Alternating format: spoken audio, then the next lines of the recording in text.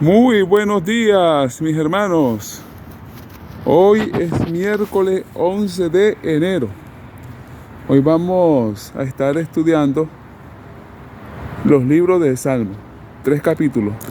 El capítulo 3, el capítulo 4 y el capítulo 5 de Salmo. Les invito, ¿verdad? Esos son salmos maravillosos. El libro de Salmo, como les comenté la semana pasada, allí se expresa todos los sentimientos del ser humano, pero también hay capítulos donde se habla de nuestro Señor Jesucristo. El capítulo 2 es un libro mesiánico, ¿verdad? Un capítulo mesiánico porque se menciona a Jesucristo allí. En el capítulo 1 se habla de la condición del hombre, pero en el capítulo 2 se habla de Jesucristo. En el capítulo 1 se exalta la ley. En el capítulo 2 se exalta la gracia de Cristo. Luego vienen estos capítulos, el capítulo 3, capítulo 4, hasta el 8, que otra vez en el capítulo 8 es otro capítulo mesiánico. O sea que es como cuando uno está subiendo unas escaleras, y ustedes saben que cuando las escaleras son muy altas, que llevan un largo trecho, se hacen como descansos. Así que el capítulo 2 es como un descanso. Se está subiendo una escalera, entonces un descanso. Luego se sube más, ¿verdad? Hacia la gracia. Y llegamos al capítulo 8, otro descanso. El capítulo 3 del Salmo, el Salmo capítulo 3, fue escrito en una situación muy difícil para David. Lo escribió David cuando estaba huyendo del golpe de estado que le dio su hijo Absalón. Para los que no conocen la historia, David cometió muchos errores, ¿verdad? Y uno de los errores más grandes de David fue tener muchas mujeres, muchas esposas. En esa época, los reyes hacían alianzas políticas. Ellos cuando conquistaban un estado, entonces para preservar la paz, el rey de ese estado que había sido conquistado le ofrecía a su hija, y ahora él así aseguraba que iba a haber paz por esa alianza. Por ejemplo, David conquistó, ponte, a los amorreos, y entonces el rey de los amorreos, para garantizar que David no lo fuera a atacar otra vez, le daba a la hija en matrimonio.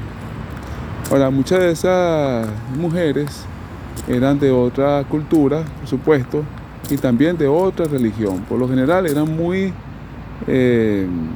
idólatras. Y David, aunque tuvo muchas cosas buenas, en algún momento le faltó la fe. ¿Ves? Como nosotros los seres humanos, que cuando nos confiamos en nuestras propias estrategias, queremos ayudar a Dios, entonces viene la falla, ¿verdad? Dios ha prometido que nos va a dar la victoria, Dios ha prometido que nos va a dar la vida eterna. No tenemos que ayudarlo, ¿verdad? El Señor le había prometido a David que iba a tener un reinado. Él lo prometió a David. Después que Saúl fue tan desobediente, él eligió a David. David sabía que cuando Samuel lo ungió es porque Dios se estaba dirigiendo a Samuel. Pero entonces David no confió plenamente en Dios, sino que se puso a seguir las costumbres humanas. Y bueno, como le he mencionado en otro momento, Dios perdona, ¿verdad? Nuestros pecados, pero están las consecuencias. Así como cuando Eva y Adán pecaron, bueno, Dios los perdonó, pero no pudieron escaparse de las consecuencias. Y eso es muy importante que nosotros lo reflexionemos cuando nosotros estamos pensando en cometer pecado, ¿verdad? Porque como seres humanos a veces también nosotros somos débiles, pues. Pero hay que analizarlo bien porque pueden venir consecuencias que luego nos hacen sufrir más a nosotros y a los inocentes. Ahora, David cometió esos errores y ahora está sufriendo las consecuencias. Este Absalón era su hijo preferido. Era un muchacho, dice la Biblia, que bueno, eso lo vamos a medida que avancemos el año bíblico, vamos a ver que era un muchacho muy hermoso, ¿verdad? Era un modelo, pues. Pero esa misma hermosura le pasó como Lucifer. Entonces se engrandeció y entonces él pensaba que podía derribar a su papá. ¿Ves? Qué problema, hermano, con el orgullo, ¿verdad? Cuando nosotros nos creemos que somos superiores, que todo lo demás, entonces ya queremos el poder. Si ustedes ven, hermano, gran parte de la historia de la humanidad ha sido bañada en sangre por esa lucha del poder. Y eso no cesa, ¿verdad? Eso se ve incluso en la esfera del hogar, de la iglesia, en nuestra comunidad, como hay gente que desea el poder. No, que el Señor nos guarde de eso. Y el Salmo 3 fue escrito en esa circunstancia. David, en un momento de mucha presión. David podía, con su ejército, enfrentar a su hijo y lo iba a derrotar, porque David tenía más experiencia. David una cosa tenía, y que no era cobarde. David no era cobarde. Pero él, después de tantos golpes que le dio la vida, ya viejo, aprendió a confiar en Dios. ¿Ves? Por lo menos David, eso es una de las cosas buenas de David, que David aprendió la lección y puso en ejecución. A veces la vida nos da a nosotros enseñanzas duras. Tenemos que pasar momentos duros, difíciles. Lo importante es que aprendamos la lección, ¿verdad? Y nos comportemos entonces. Entonces, ahora David no hizo frente a su hijo con estratagema humana, sino que él ahora confió en lo que el Señor iba a hacer. Y entonces David escribió ese salmo y nos enseña a nosotros que en medio de la tribulación, porque imagínense, hermano, el dolor de David, que su hijo favorito, su hijo consentido, ahora le esté dando un golpe de estado, la traición, ¿verdad? Y la traición de muchos de sus amigos, muchos de esos hombres valientes de David, ahora estaban con su hijo. Eso era un dolor muy grande. Pero sin embargo, David escribe ese salmo, que es bueno que nosotros nos los aprendamos y lo meditemos antes de dormir. En paz me acostaré, y asimismo dormiré, porque solo tú, Jehová, me harás estar confiado. Gloria a Dios, hermano, qué hermoso, ¿verdad? Aunque tenía muchas dificultades, él dijo, no, eso no me va a quitar el sueño. Hermano, cuando las circunstancias de la vida estén en contra tuya, no creas que Dios está en tu contra, o que tú estás haciendo algo en contra de la voluntad de Dios, porque ese es el primer pensamiento que viene a la mente, ¿verdad? Incluso hay gente que se te puede acercar y te puede decir, mira, ¿será que tú estás haciendo la voluntad de Dios?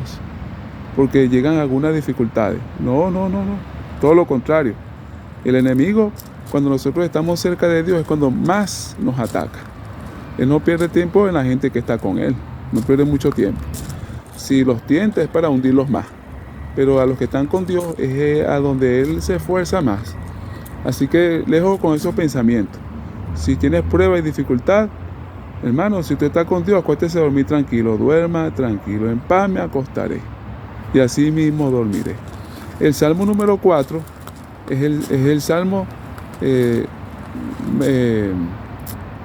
perdón, ese es el 4, ese versículo que le relaté ahorita es el 4, pero el versículo 3, el capítulo 3 es el capítulo matutino, ¿verdad? El matutino, que tiene que ver que dormí y me levanté, ¿verdad? Así que me equivoqué ahorita. El capítulo 3 es para la mañana, para que usted va a repetir cuando se levante. El capítulo 4 es para que usted va a repetir cuando va a dormir. En paz me acostaré. Y el capítulo 5 es para hacer su devocional en la mañana, ¿verdad? En el capítulo 5, David exclama que él ora al Señor en la mañana, busca al Señor en la mañana. El mejor momento para nosotros tener nuestra comunión con Dios, para orar y para leer la Biblia, preferiblemente es en la mañana. Entonces, repito, capítulo 3 para levantarnos. Cuando nos levantamos, el capítulo 3, dándole gloria a Dios, porque el Señor nos cuidó durante la noche, ¿verdad? A pesar de las dificultades, David daba gloria a Dios. El capítulo 4, vamos a repetirlo antes de irnos a dormir. A pesar de las dificultades, vamos a dormir bien. Dios tiene el control de nuestra vida. Y el capítulo 5, en la mañana para hacer nuestro devocional, ¿verdad? Vamos a orar, vamos a dedicarle al tiempo al Señor y vamos a comenzar el día bien. Así que te invito esta mañana a dedicar unos minutos a entregar tu vida a nuestro Señor Jesucristo. Y a pesar de que el mundo esté al revés, tú vas a estar tranquilo, mi hermano. Que el Señor te bendiga. Maranata, bendiciones para todos.